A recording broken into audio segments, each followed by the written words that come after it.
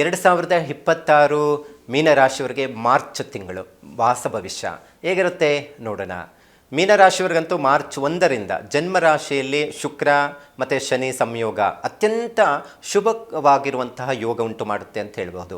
ಈ ಅವಧಿಯಲ್ಲಿ ಹೊಸ ಅವಕಾಶಗಳು ಪ್ರಾಪ್ತಿ ಆಗುತ್ತೆ ಮತ್ತು ಹೊಸದಾದಂತಹ ಆದಾಯಗಳು ಹೆಚ್ಚಾಗುವಂಥದ್ದಿರುತ್ತೆ. ಕೆಲಸ ಕಾರ್ಯಗಳಲ್ಲಿ ಒಂದಷ್ಟು ಒತ್ತಡಗಳು ಬಂದರೂ ಸಹ ಹೆಚ್ಚು ಲಾಭವನ್ನು ನಿರೀಕ್ಷೆಯನ್ನು ಈ ಮಾಸದಲ್ಲಿ ಮಾಡಬಹುದು. ನೋಡಿ, ಯಾವಾಗಲೂ ಅಷ್ಟೇ ಜನ್ಮಶನಿ ಯಾವಾಗಲೂ ದುಃಖ, ಯೋಚನೆ, ಕೆಲಸ ಕಾರ್ಯಗಳಲ್ಲಿ ವಿಳಂಬ ಮಾಡುತ್ತೆ.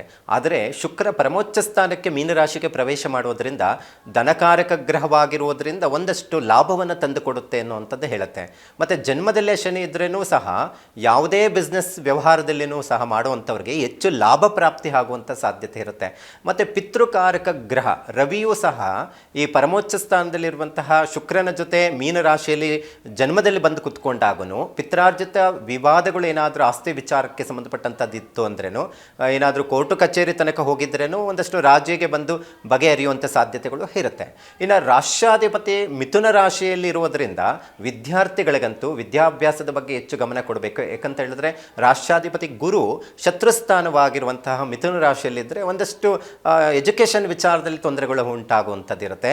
ಇನ್ನು ಒಂದಷ್ಟು ವಾಹನ ಓಡಿಸುವಾಗ ಒಂದಷ್ಟು ಅಪಘಾತಗಳಾಗೋದು ಅಥವಾ ಬೀಳೋದು ಏಳೋದು ಇಂಥದ್ದಿರುತ್ತೆ.